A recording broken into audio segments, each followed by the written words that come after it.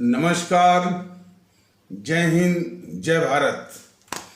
भारतीय अवाम ताकत दल अपने भारतीय भाई बहनों अर्थात अपने देश भारत की जनता अर्थात अपनी भारतीय अवाम से भारतीयता आधारित आपसी श्रद्धा, भारतीयता आधारित आपसी स्नेह, भारतीयता आधारित आपसी प्रेम, भारतीयता आधारित आपसी अखलाक मोहब्बत, भारतीयता आधारित आपसी सहयोग, भारतीयता आधारित आपसी सम्मान, भारतीयता आधारित आपसी एकता, भारतीयता आधारित आपसी भाईचारा, भारतीयता आधारित आपसी गंगा जमुनी तहजीब तथा भारतीयता आधारित आपसी सद्भाव को समझने व इन्हें आत्मसात करके वैसा ही और उसी अनुसार आचरण एवं व्यवहार करने हेतु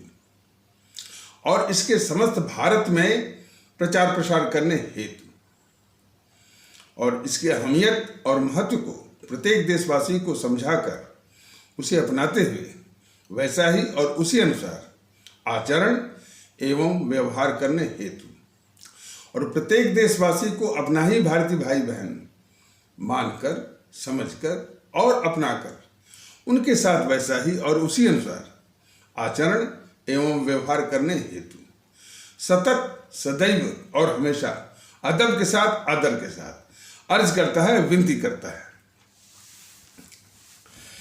देखिए, इस जो भारतीय अवाम ताकत दल का प्रयास है, अभी सीमित संसाधन सोशल मीडिया के यूट्यूब के वीडियो के माध्यम से अपने देश में भारतीयता के माहौल को लाने के लिए हमारी जो अवाम है, भारतीय अवाम है, उसकी प्रतिक्रियाएं भी आ रही हैं। ये माहौल इस मुल्क की हिफाजत के लिए, उसको महफूज रखने के लिए, उसको सुरक्षित रखने के लिए और उसकी मजबूती के लिए, आगे बढ़ाने के लिए नितांत आवश्यक है। इट इज ए साइन क्वा नॉन, अंग्रेजी में कहते हैं इट इज ए साइन क्वा नॉन। तो अब यह है कि अब भारतीय समाज को विखंडित करने वाली ताकतें अब उन्होंने राजनीतिक दलों का रूप ले लिया है और हमारे चुनाव आयोग ने उनको मान्यता भी दे रखी है। यही तो विडंबना है। चुनाव आयोग यदि जागरूक होता तो ये जातिवादी तंजीमें जो सिर्फ जातिवाद चला करके भाषावाद और प्रांतिक कट्टरता के आधार पर जो राजनीतिक माहौल बनाती हैं, चुनाव जीतने का प्रयास करती हैं, तो उनकी मान्यता तुरंत उसको जो है रद्द करना चाहिए, ऐसा नहीं करती है। बस लिखित में उनसे वो कुछ ले लेती है, बस इसके बाद चुनाव आयोग की जिम्मेदारी खत्म। लेकिन उसके आंखों के सामने होता है, देश की आंखों के सामने होता है, वह देश की आंखों में चुनाव आयोग धूल नहीं झोंक सकता। आरजेडी का जो घिनौना जो जातिवादी रूप है, समाजवादी पार्टी का जो घिनौना जातिवादी रूप है, डीएमके का जो घिनौना जो है वो एक माने भाषावादी, प्रांतवादी और जो है और जो हमारा राष्ट्रीय गौरव है हिंदी, उसके विरोध का जो जहरवाद का वातावरण जो बनाए हुए है डीएमके, उसके आधार पर जो है चुनाव जीतना, सत्ता हथियाना की साजिश चल रही है। ये सब चुनाव आयोग के आंखों के सामने हो रहा है। तो सिर्फ लिखित में लेने से कुछ नहीं होता। यदि चुनाव आयोग में काम करने वाले या मुख्य चुनाव आयोग इत्यादि जो है उनको इस देश से मोहब्बत है, तो जरा वो संवेदनशील हुए। और उसी प्रकार ये चैनल वाले बताइए, उनके लिए हमारे देश में कितना बिखराव है, कितना वो नफरत का व्यापार चल रहा है, वो फूट फूट करके किन घिनौने माने वो रूपों में प्रकट हो रहा है, उसकी परिणत हो रही है। इन चैनलों को जरा भी चिंता नहीं, दिन रात बस वही नफरत फैलाने वाली हिंदू मुस्लिम।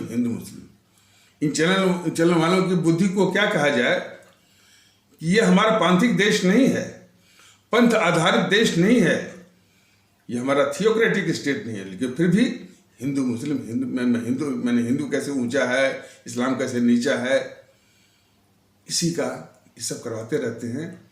और चुनाव में भी सनातनी, इनसे पूछा जाए कि हमारे राजनीतिक जीवन में, हमारे सामाजिक जीवन में, हमारे राष्ट्रीय जीवन में और हमारे शासनिक प्रशासनिक जीवन में पंथ की क्या भूमिका है, बताएं ना। हमारा एक संवैधानिक ये इकाई है, इसलिए हर वक्त जो है संविधान और हमारे देश के लोगों को एक नागरिक के रूप में कैसे उनको विकसित किया जाए, मजबूत किया जाए, इसकी बात होनी चाहिए। लेकिन हमारे आदरणीय भारतीय भाई बहनों, ये बात सिर्फ टीवी चैनल जो कि देश विरोधी गतिविधि चला रहे हैं, राजनीतिक पार्टियों का हाल मैंने अभी बताया ही है, ये सब के सब जो है हमारी आपकी जो मानसिकता है उसी पर इनका धंधा और खेती चल रही है। इसके प्रति हम गंभीर नहीं हैं। इक्का दुक्का की प्रतिक्रिया आ रही है, इक्का दुक्का की प्रतिक्रिया अपनी जनता के प्रति माने क्रोध के रूप में, लेकिन भारतीय जनता दल कोई क्रोध की बात नहीं करता है, सिर्फ निवेदन करता है। मान लीजिए हमारे पास अभी साधन नहीं है, साधन के लिए संघर्ष हो रहा, साधन जुटाना भी एक बहुत बड़ा जो है वो जाइजेंटिक टास्क है, हरकुलियन टास्क है, बड़ा कठिन चुनौती है।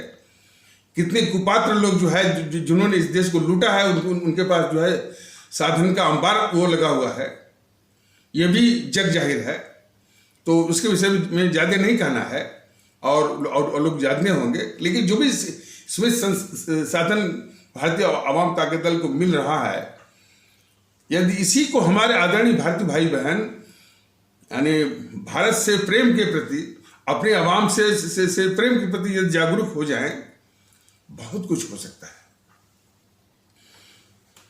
ऐसा नहीं कि इस विषय में सिर्फ भारतीय आवाम ताकत दल या मैं ही शुरू कर रहा हूं, हमारे कई महापुरुषों ने शुरू किया है, लेकिन ये जड़ता, संकीर्णता आधारित अपनी आइडेंटिटी, अपनी पहचान को ढूंढना आदत, ये बहुत जड़ पकड़ी हुई है। उन लोगों ने भी प्रयास किया, लेकिन बहुत हो चुका। हर हालत में इसको भारत राष्ट्र के रूप में विकसित होना है और इसको जो है वो हिंदू के रूप में विकसित नहीं होना है, मुस्लिम के रूप में विकसित नहीं होना है, इसको बंगाली के रूप में विकसित नहीं होना है, इसको तमिल के रूप में विकसित नहीं होना है, इसको पंजाबी के रूप में विकसित नहीं होना है, सिर्फ भारत के रूप में विकसित होना है।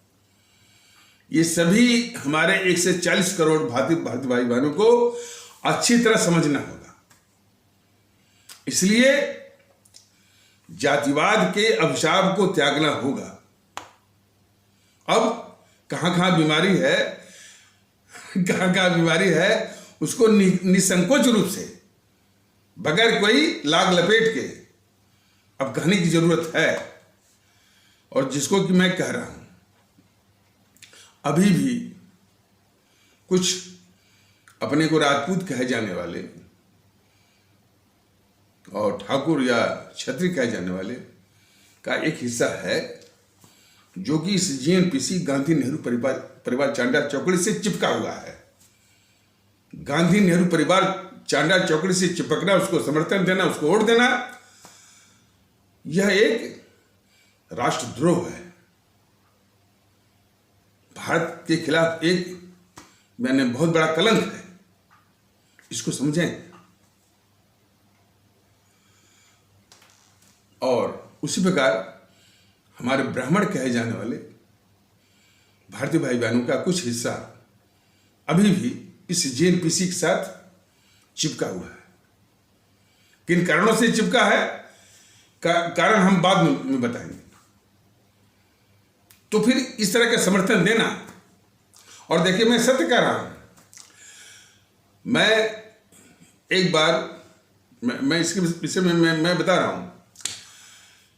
एक बार किसी संजोग बस शाहजहांपुर एक जिला है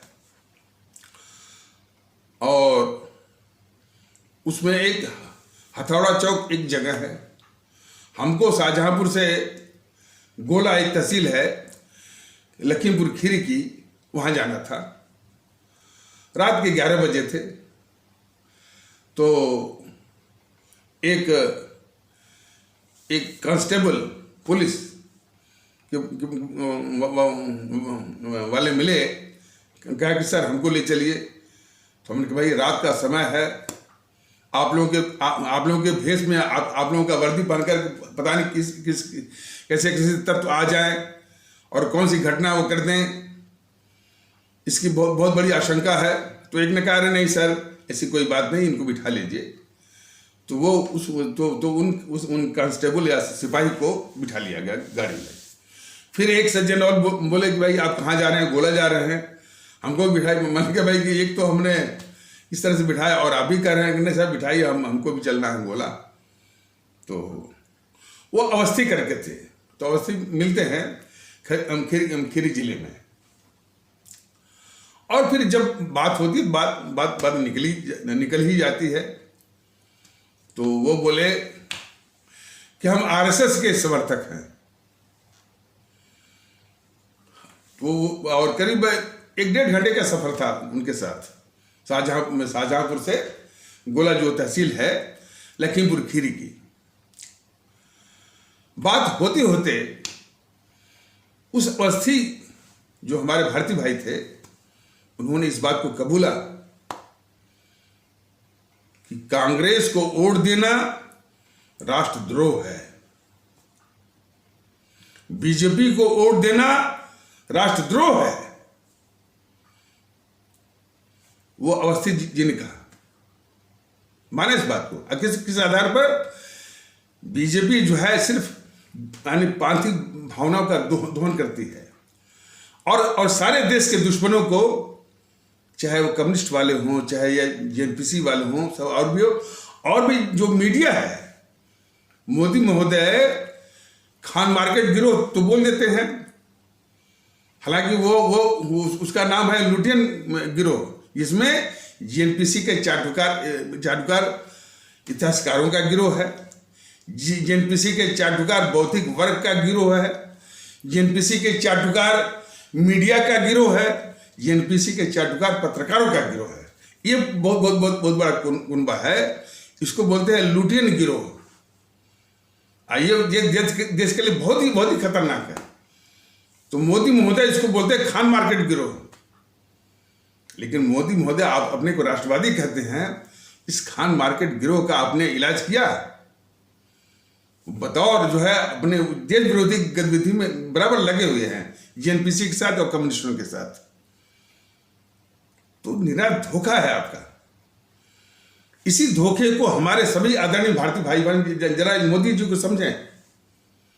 कुछ इसी तरह की बात वो अवस्थी जी को जो बताई गई, उन्होंने हृदय से इसको कबूला कि जेएनपीसी को वोट देना, जितने भी यानी ब्राह्मण कहे जाने वाले भारतीय भाई बहन, राजपूत क्षत्रिय और ठाकुर कहे जाने वाले भारतीय भाई बहन, और इस प्रकार इस्लाम आस्था के जिनको मुसलमान जिनको आप लोग परंपरागत रूप से मुसलमान कहते हैं, लेकिन भारतीय जनता दल उनको मुसलमान कहना उचित नहीं मानता।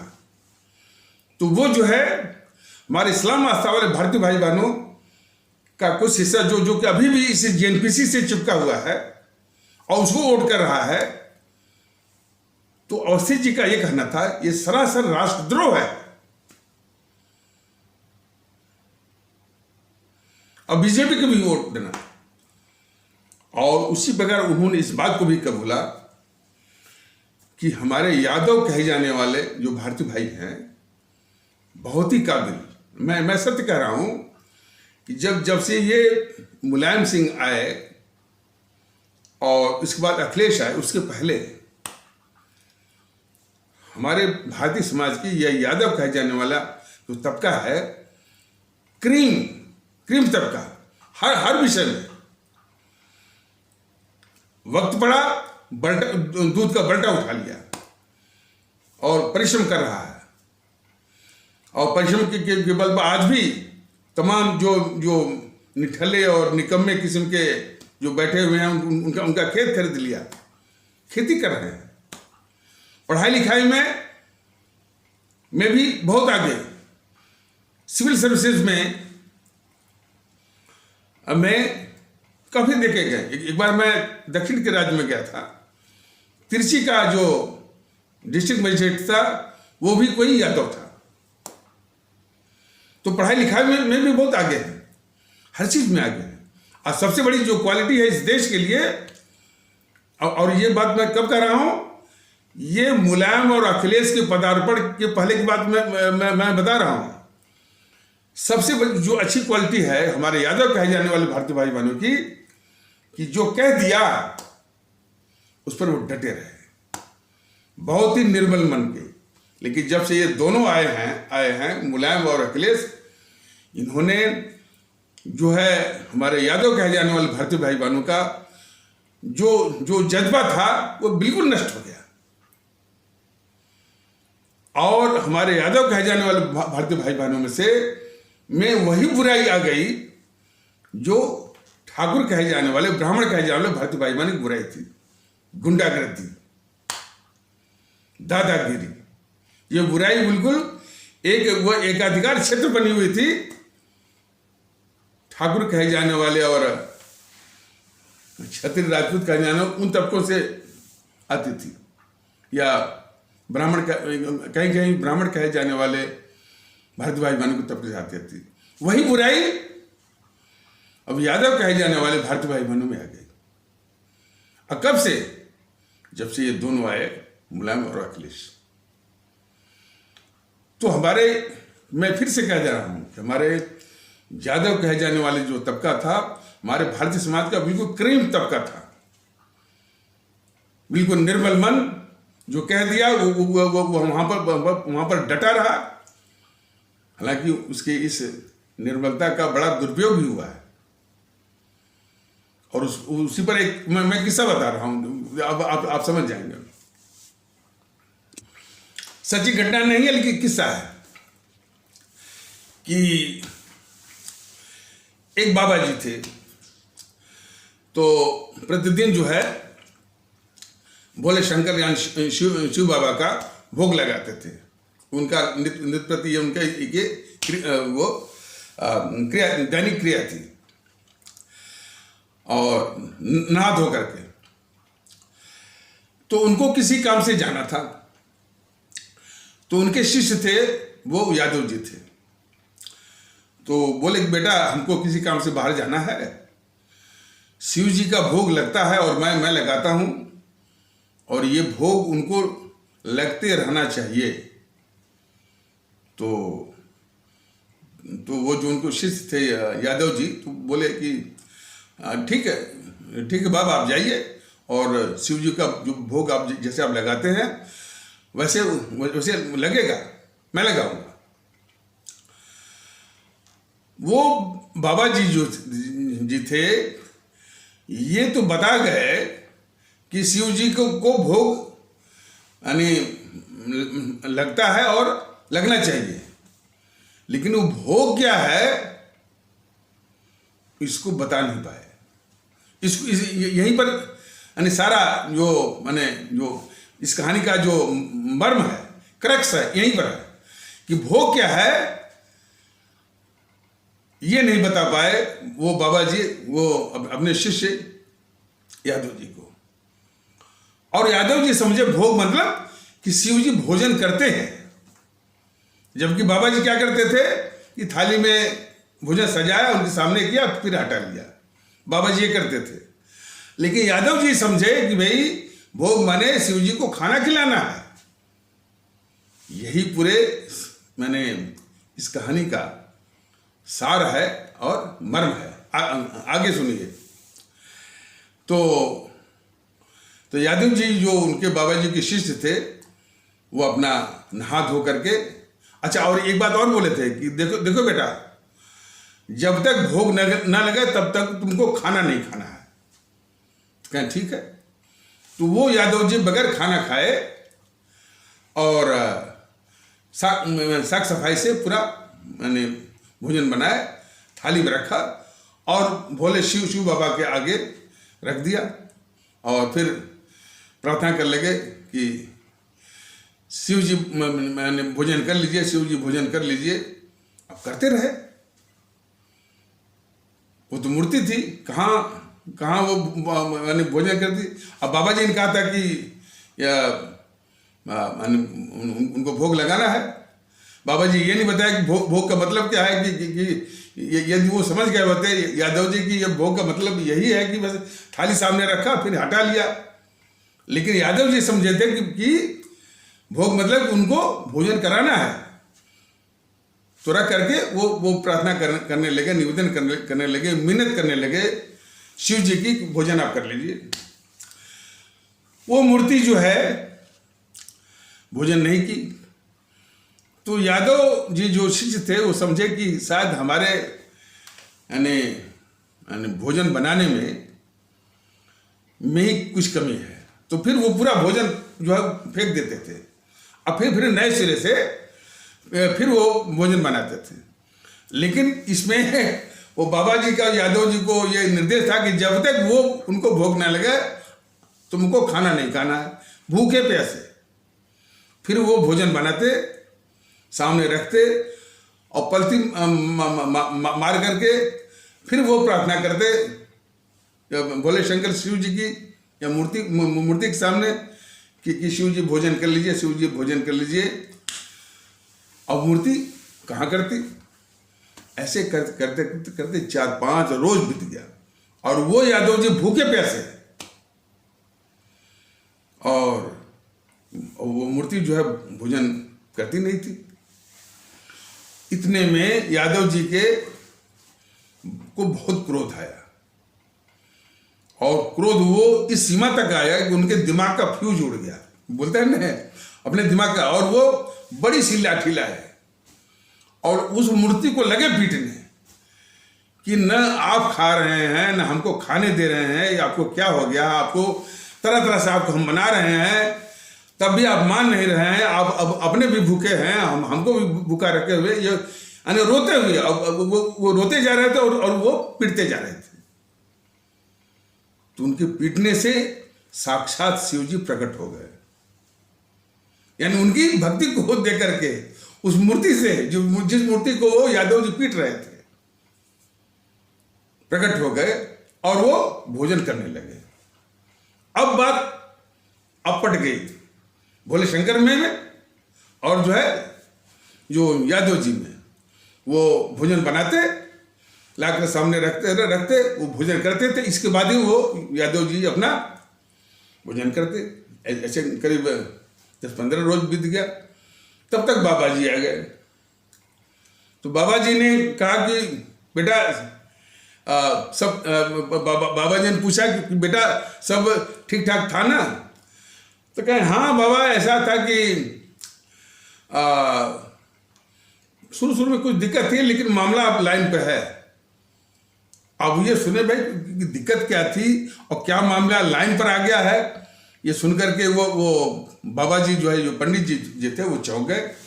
कहते बेटा बताओ क्या बात थी कि समस्या थी और वो लाइन पे आ गया। तब उन्होंने ये बात बताई। पंडित जी का माथा ठनक गया कि जिंदगी भर हमने भोग लगाया शिव जी का और शिव जी ने कभी उसका भोग नहीं किया। और ये महज यानी दो चार रोज का ये यादव हमारा शिष्य जो है ये दावा कर रहा है कि उनके लगाए हुए भोजन को शिव जी साक्षात भोजन कर रहे थे। उनका दिमाग ठनक गया। तो और उनको विश्वास भी नहीं हुआ। तो वो जो है तो पूछे कि भाई क्यों बेटा तुम दिखा सकते हो? कहा हाँ बाबा बिल्कुल। तो फिर वो उसी तरह से यादव जी जो शिष्य थे बाबा जी के, पंडित जी के, उन्होंने भोग बनाया, भोजन बनाया, शिव जी के आगे रखा। अब चूंकि इनको बहुत झेप आ रही थी तो खैर वो यादव जी शिष्य बोले बाबा जी देखिए, क्या नहीं हम देख लेंगे। इनको शर्म आ रही थी कि हम इतने दिनों तक यानी भोग लगाते रहे और शिव जी कभी साक्षात रूप में जो है वो भोजन नहीं किए, तो इस प्रकार की उनको एक ग्लानि हो रही थी। तो वो खिड़की से देखना चाह रहे थे कि वाकई में जो ये कह रहा है यादव सही है कि नहीं सही है। तो वो जो है शंकर भगवान शिव जी जो है यादव जी के लगाए हुए भोग का भोजन कर रहे थे। ये बात सत्य थी और ये यादव जी को भी दिखाई पड़ रहा था। लेकिन वो बाबा जी जो खिड़की से देख रहे थे उनको दिखाई नहीं पड़ा कि वो मूर्ति जो है यादव जी के भोग का भोजन कर रही है। ये होता है मन जिसका साफ हो उसको ईश्वर के दर्शन होते हैं। मन में कपट हो तो कभी भी आप कितना भी पाखंड करिए वो ईश्वर के दर्शन नहीं होते। हमने इसलिए बताया कि इसी कदर के निर्मल मन के हमारे अमूमन, अपवाद छोड़ दीजिए, हमारे यादव कहे जाने वाले जो तबका था हमारे भारतीय समाज का क्रीम था। मेहनत करने में एक नंबर, पढ़ने लिखने में एक नंबर, वक्त पड़ा तो दूध का बल्टा भी उठा लिया और हल भी उठा लिया। यह अखिलेश और मुलायम के बूते आगे नहीं बढ़े हैं। कोई कहते हैं कि इस अखिलेश ने जो है जब से वो मुख्यमंत्री था तो तमाम यादवों को भर दिया पीसीएस में। ठीक है, भर दिया, लेकिन अखिलेश और मुलायम के बूते जो है हमारे यादव कहे जाने वाले जो भारतीय भाई जिन्होंने सिविल सर्विसेज को क्वालिफाई किया है, आईएएस क्वालिफाई किया है, वो अखिलेश मुलायम के बूते नहीं, और क्षेत्रों में तमाम हैं। मेडिकल, इंजीनियरिंग, इसरो, साइंटिफिक जो क्षेत्रों में जो नाम कमा रहे हैं, सेना में नाम कमा रहे हैं, वो कोई अखिलेश और मुलायम के बूते नहीं, उनकी खुद की प्रतिभा है। भारतीय आवाम ताकत दल का ये कहना है, मैं एक नमूना मुद्दा है कि जब से ये मुलायम अखिलेश ने आया ने पदार्पण किया, हमारे यादव कहे जाने वाले भारतीय भाई बहनों का वो प्रतिष्ठा, वो सम्मान जो कि समाज से में मिलता भी था और जो उनकी क्वालिटी थी वो बर्बाद हुई। और कुछ ऐसे तत्व उसमें पैदा हो गए हैं हमारे यादव कहे जाने वाले भारतीय भाई बहनों में, जो कि प्रदूषित कर रहे हैं, जो कि जातिवाद को आगे बढ़ा रहे हैं। तो हमारा खास करके यादव कहे जाने वाले भारतीय भाई बहनों से विशेष विनती है, आप भारतीयता को पहचानिए, उसको आगे बढ़ाइए और ये मान के चलिए कि ये अखिलेश यादव का जो कुनबा है घोर जातिवादी है। देखिए, हम भी व्यक्तिगत रूप से भी पूछा करते हैं, ऐसी बात नहीं है। हमने कई बार, जैसे मैंने बताया ना कि कट्टर समर्थक मुलायम सिंह के और अखिलेश को, उनसे भी बात की। हमने बस यही सवाल किया था कि बताइए, देश एक है, लोग एक हैं, जातिवाद के आधार पर या संप्रदायवाद के आधार पर यह देश कब तक खींचा जाएगा, बताइए ना। तो जो कट्टर समर्थक थे यानी अखिलेश यादव के और मुलायम सिंह के, उनको जवाब नहीं बना। उन्होंने बस यही कहा कि सर हम अकेले थोड़ी हैं, जातिवाद वो भी करते हैं। हमने पूछा, एक अंग्रेजी में कहावत है, 2 wrongs do not make a right। 2 गलतियां मिलकर के एक सही नहीं बना सकते। तात्पर्य ये कि यदि कोई गलत कर रहा है तो वो उसकी गलती को दिखा करके हमको वही गलती करने का अधिकार नहीं मिल जाता है। इस बात को वो माने जो कि कट्टर समर्थक थे मुलायम सिंह और अखिलेश यादव के, उन्होंने इस बात को माना। लेकिन फिर वही कमी आ जाती है, संसाधन की कमी के कारण हम दोबारा नहीं जा पाए। हमको पूरा विश्वास है कि विशेषकर हमारे यादव कहे जाने वाले भारतीय भाई बहनों में यदि इस बात को बताया जाए, बड़े सहर्ष जातिवाद को तोड़ करके भारतीयता के माहौल में आएंगे जरूर। तो अभी फिलहाल इस सोशल मीडिया के, यूट्यूब के वीडियो के पैगाम के माध्यम से भारतीय अवाम ताकत दल उनसे निवेदन कर रहा है कि आप में बहुत पोटेंशियल है, बहुत पोटेंशियलिटी है, बहुत इसमें देश के संबंध में, देश के हित में, देश की खातिर बहुत पोटेंशियलिटी है और वो पोटेंशियलिटी काम में भी आ रही है। लेकिन अखिलेश यादव के चक्कर में फंस करके वो पोटेंशियलिटी बर्बाद हो रही है उनके जातिवादी यानी वातावरण में।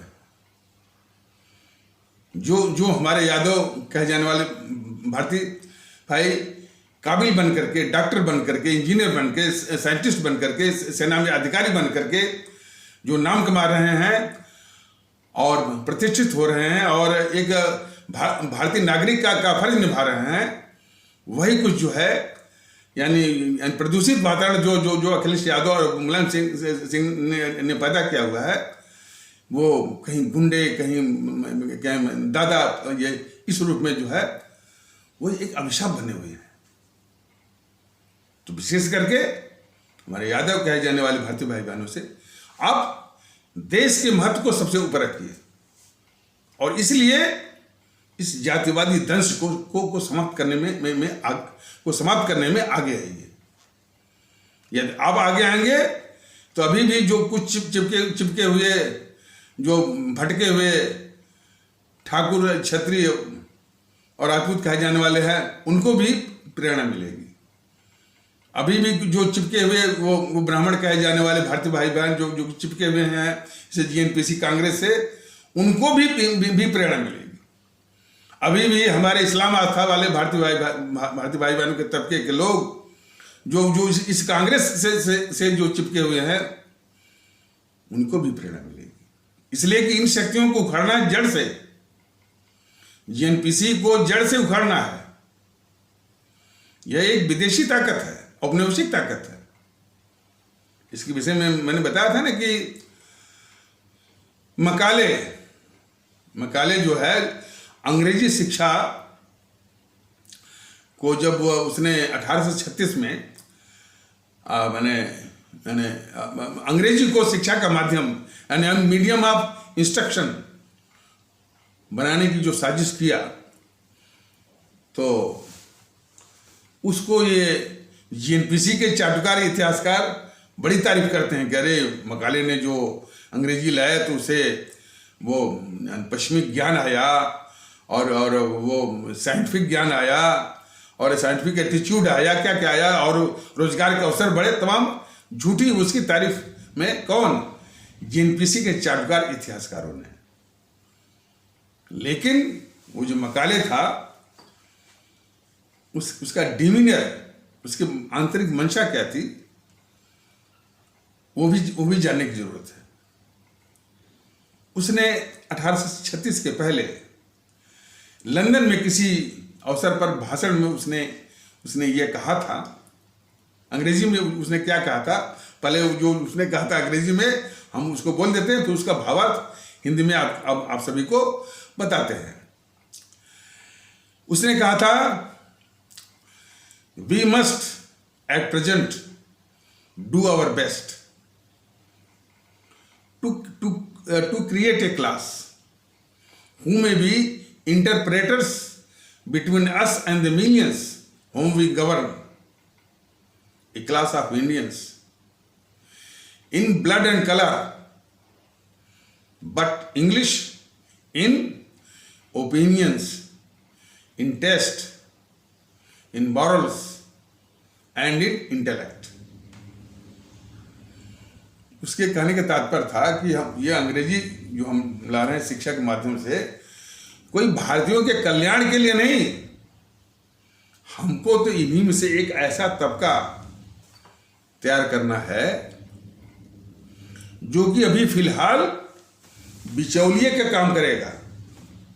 हमारे जो कि हम हुकूमत कर रहे हैं और जिनके ऊपर हुकूमत कर रहे हैं, माने उन भारतीयों को करना है, इनके बीच में एक बिचौलिए का काम करेगा। और ये इंडियन होगा, उन्हें भारतीय होगा सिर्फ ब्लड एंड कलर में, सिर्फ खून चमड़ी में दिखेगा कि भारतीय है, लेकिन ओपिनियंस में, इन ओपिनियंस में, विचारों में, टेस्ट माने पसंद में, मॉरल्स माने आदर्श में, और इंटेलेक्ट माने बुद्धि में वो अंग्रेज होगा। इतना खतरनाक कि खून और चमड़ी में सिर्फ दिखे भारतीय, विचार में, पसंद में, आदर्श में और बुद्धि में वो अंग्रेज होगा। इस तरह की एक प्रजाति जो है पैदा करनी है इन्हीं भारतीयों में से। तो उसी प्रजाति का यानी प्रत्यारोपण या ट्रांसप्लांटेशन अंग्रेजी सरकार ने अंग्रेज ह्यूम के द्वारा 1885 में करवाया। कैसा कि सिर्फ वो यानी दिखने में खून चमड़ी में दिखेंगे कि वो भारतीय हैं, लेकिन उनकी सोच, उनकी पसंद और उनके आदर्श और उनकी बुद्धि अंग्रेज माने भारत का दुश्मन। तो 1885 में वही बीज, वही सीड डाला गया कांग्रेस के रूप में। और किसने डलवाया? अंग्रेजी सरकार ने, अंग्रेज ह्यूम के द्वारा। तो ये जो कांग्रेस है, इक्का दुक्का अपवाद को छोड़ दीजिए, सिर्फ खून और चमड़ी में आपको दिखेगा कि भारतीय है, लेकिन विचारों में, पसंद में, आदर्श में और बुद्धि में वो अंग्रेज होगा, इस देश का दुश्मन। तो जेएनपीसी एक बहुत ही खतरनाक औपनिवेशिक ताकत है। राहुल उसी का प्रतिनिधित्व करता है। ये बीजेपी वाले ने बस बोलते हैं कि राहुल को बोलने नहीं आता है, उसका डीएनए ये है। लेकिन इस डीएनए को छिपाने की का राष्ट्रद्रोह जो है ये बीजेपी करती है। आज भी पूरे देश में लगभग आजादी कांग्रेस ने दिलाई। ये झूठ जो है परत दर परत, लेयर बाय लेयर हमारे आपकी मानसिकता में ठूसा हुआ है। कई झूठ, उसी बगैर एक और झूठ, संविधान जो है बाबा साहब ने बनाया। अब इस झूठ का कुछ राजनीतिक जो दल हैं वो तो इनकी माने सस्ती लोकप्रियता की जो अंधी दौड़ में हमेशा इसी को प्रचारित करते हैं कि संविधान बाबा साहब ने बनाया। मूर्ति बना देंगे बाबा साहब की, उनके यहाँ पर जो है एक जो संविधान चिपका देंगे उस मूर्ति में। हमने इस बात को जो अम्बेडकरवादी समाज में भी, वहाँ भी और मौके पर कहते रहते हैं, संविधान बनाने में बाबा साहब का योगदान इम्पैरेलल है, अद्वितीय है, यूनिक है, अप्रतिम है। ये तो सत्य है, लेकिन संविधान बाबा साहब ने ही बनाया यह उतना ही असत्य है। फिर से इसको समझिए, संविधान बनाने में बाबा साहब का योगदान अद्वितीय है, इम्पैरेलल है, यूनिक है, अप्रतिम है। ये तो सत्य है, लेकिन संविधान बाबा साहब ने ही बनाया यह उतना ही असत्य है। इस चीज को हमने कई बार अम्बेडकरवादी समाज में भी समझाया। भाई असत्य को, झूठ को पीठ पर लाद करके ढोने से कोई फायदा नहीं, सत्य जानिए ना। संविधान, और पहले भी मैंने बताया था कि और जो एक सज्जन बोल रहे थे, मैंने समझाया कि जो संविधान बनाने के लिए एक संविधान सभा थी, उसको अंग्रेजी में कहते हैं कॉन्स्टिट्यूएंट असेंबली। जिसके 299 सदस्य थे। मुस्लिम लीग के अलग होने के बाद शायद 279 या 279 सदस्य रह गए थे। और इस संविधान सभा ने 2 वर्ष 11 महीने 18 दिन काम किया था। इसकी पहली बैठक हुई थी 9 दिसंबर 1946 को और अंतिम बैठक हुई थी 26 नवंबर 1949 को। सिर्फ एक दिन को छोड़ करके लगातार परमानेंट उसके इस संविधान सभा, माने जो संविधान, भारत का संविधान बनाने के लिए जो संविधान सभा थी, सिर्फ एक दिन को छोड़ करके उसके अस्थायी अध्यक्ष थे हमारे डॉक्टर राजेंद्र प्रसाद। और कार्य के हिसाब से एज पर फंक्शनल रिक्वायरमेंट्स उसमें कई समितियां बनी हुई थी, कई वेरियस कमिटीज थी, समितियां बनी हुई थी, 7-8 या 8-9 जो भी है। लेकिन उसमें जो सबसे मार्मिक महत्वपूर्ण समिति थी वो थी मसौदा समिति, प्रारूप समिति या ड्राफ्टिंग कमेटी। उसमें 7-8 उसके सदस्य थे। उस ड्राफ्टिंग कमेटी के चेयरमैन थे हमारे बाबा साहब भीमराव अंबेडकर जी थे। ड्राफ्ट माने क्या होता है कि भाई ये मसला तय हो गया कि संविधान में ये होना, लेकिन किस लैंग्वेज में लिखा जाएगा, किन शब्दों में लिखा जाएगा, वो ड्राफ्ट। अब आपने सुना जैसे मैंने किसी वकील के पास जाइए तो कहते भाई इस चीज का एक ड्राफ्ट बना दिए। ड्राफ्ट माने उसका एक लेटर, उसका पत्र बना दिए। तो ड्राफ्ट माने शब्दों का, वाक्यों का एक संग्रह, यानी किसी तथ्य को रखने के लिए। तो ड्राफ्टिंग कमेटी के चेयरमैन थे हमारे बाबा साहब।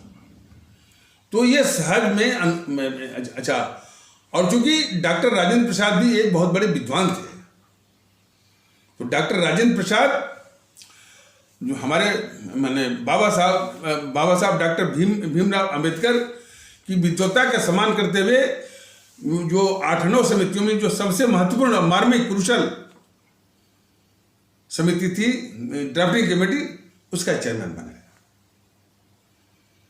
तो ये सहज में ही अंदाज लगाया जा सकता है कि पूरे संविधान सभा का अध्यक्ष हमारे डॉक्टर राजेंद्र प्रसाद, उस संविधान सभा के अधीन यानी 7-8 समितियों में एक समिति है आपकी जो है प्रारूप समिति या ड्राफ्टिंग कमेटी, उसके चेयरमैन हमारे बाबा साहब डॉक्टर भीमराव अंबेडकर।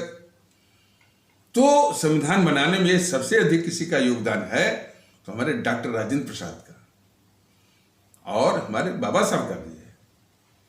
लेकिन सस्ती लोकप्रियता की अंधी दौड़ का नजारा तो देखिए, डॉक्टर राजेंद्र प्रसाद को भुला दिया गया और सस्ती लोकप्रियता की अंधी दौड़ के कारण बस ये एक रट चल रहा है कि संविधान बाबा साहब ने बनाया, बाबा साहब ने बनाया। और मैं बराबर वो कहता रहता हूं।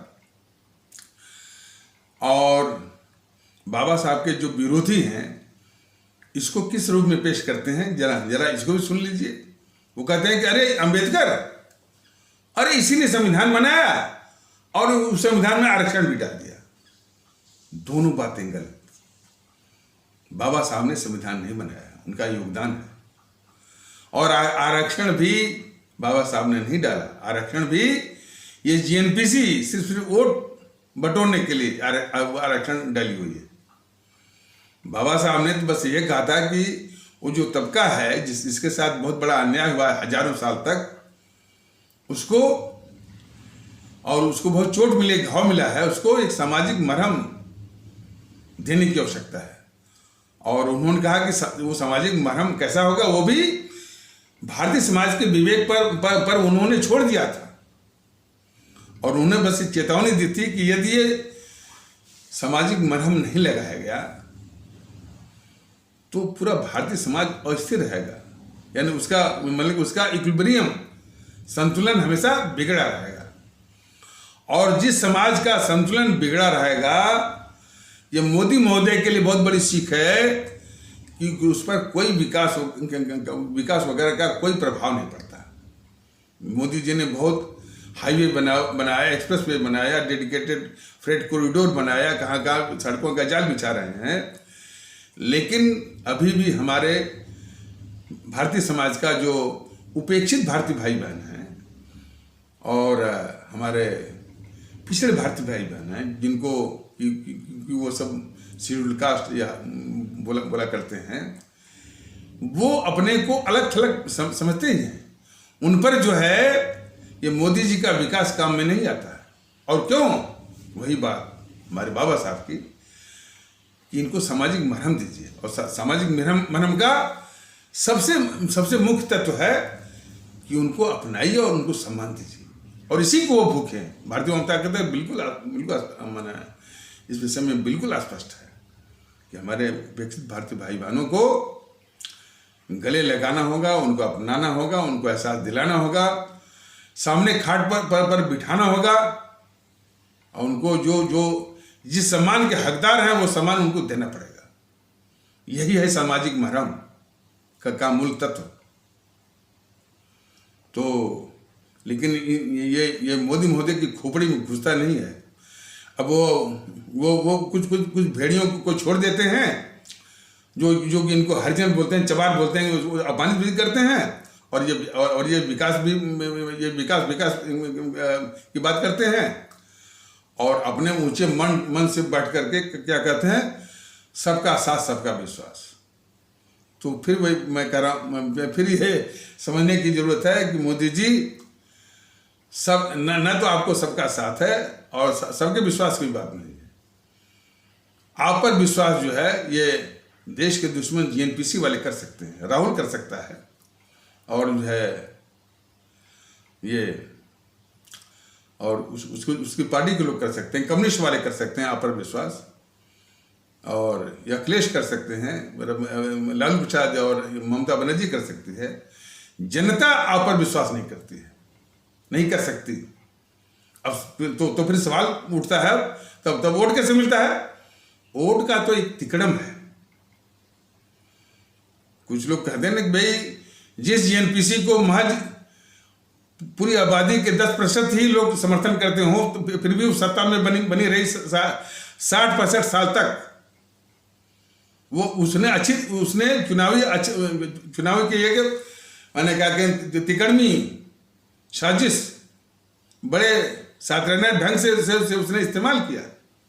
यानी उसके समर्थक महज जो है 10-12% रहे, लेकिन सत्ता पर काबिज रही। वही तिकड़म ये बीजेपी कर रही है, उससे सीख लिया। तो वो यानी जो उसको वोट मिल रहा है उसकी गणित, उसका तिकड़म अलग है। यदि ये तिकड़म ना होता, जरा बताइए ना, जिस जीएनपीसी ने, जिस कांग्रेस ने इस देश का विभाजन किया हो, जरा इसको बड़े गौर से समझिए। जिस जीएनपीसी ने इस देश को बांटा हो, पाकिस्तान बनवाया हो, पाकिस्तान भारत के लिए एक बहुत बड़ा अभिशाप बन गया है और उसी के जरिए ये आतंकवाद और सारी समस्याएं, तो उसको बनाने वाला जीएनपीसी का वो गद्दार माने मोहनदास करमचंद गांधी और गद्दार जवाहरलाल नेहरू। लेकिन नेहरू को वोट मिला ना, जीएनपीसी को वोट मिलता रहा ना। ये अपने आप में बहुत गंभीर विषय है कि देश को बांटो भी तभी आपको वोट मिलेगा।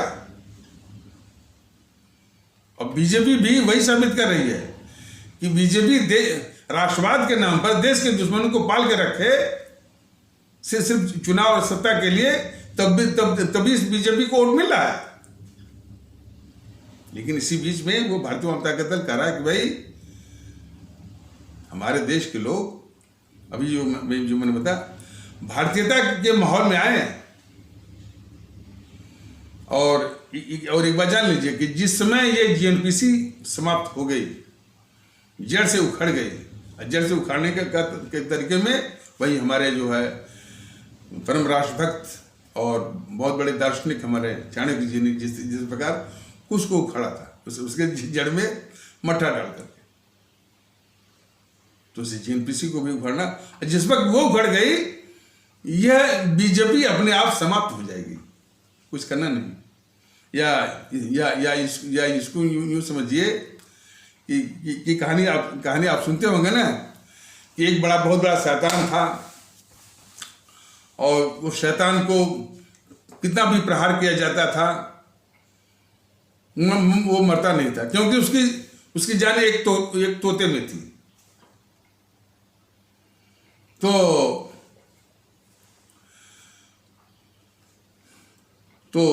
वो जो मैंने राक्षस को मारने वाला को बताया कि भाई ये राक्षस ऐसे नहीं मरेगा, उस तोते को मार दो, ये राक्षस अपने आप मर जाएगा।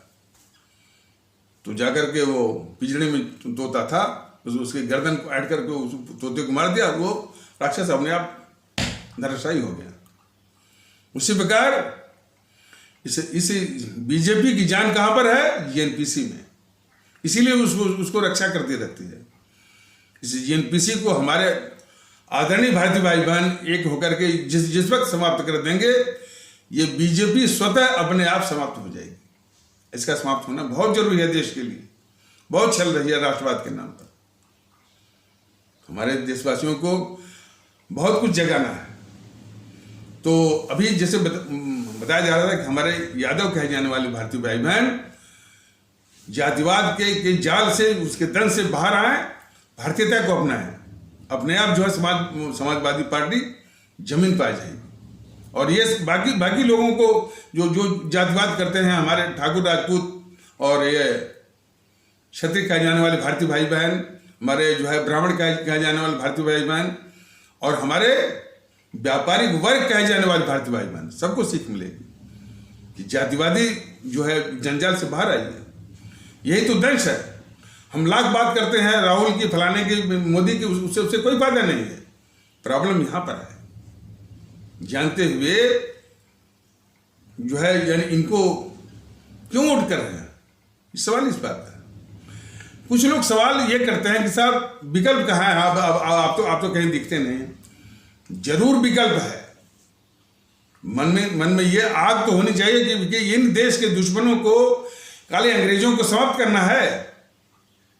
विकल्प है। मान लीजिए हमको वैसे मैं आऊंगा, इस बात नहीं है। यदि इनको हराना है, नोटा है ना, वो लाख सुप्रीम कोर्ट ने ये एक उलझा हुआ उसमें फैसला दिया हुआ है, चुनाव आयोग भी उसमें तिकड़म किए हुए है। सुप्रीम कोर्ट के उलझे हुए फैसले के बावजूद चुनाव आयोग के नोटा को लेकर जो तिकड़म किया उसके बावजूद विकल्प यह है कि नोटा को 90% के ऊपर अब दबाइए, अपने आप ये दोनों के दोनों, सुप्रीम कोर्ट भी और जो चुनाव आयोग भी, दोनों बेनकाब हो जाएंगे। लेकिन ये आग आपके दिमाग में होनी चाहिए कि इन काले अंग्रेजों का नाश करना है। काले अंग्रेजों की पहचान हमारे भगत सिंह ने कर रखी है। तो हमारे सभी भारतीय भाई बहन, कश्मीर से लेकर कन्याकुमारी और गुजरात के कच्छ से लेकर के मणिपुर तक जागरूक हों, भारतीयता के प्रति एक हों। बहुत कुछ संभव है। तो इन आवश्यक शब्दों के साथ इस आवश्यक परिचर्चा को यहीं पर विराम दिया जाता है। तब तक के लिए नमस्कार। जय हिंद, जय भारत।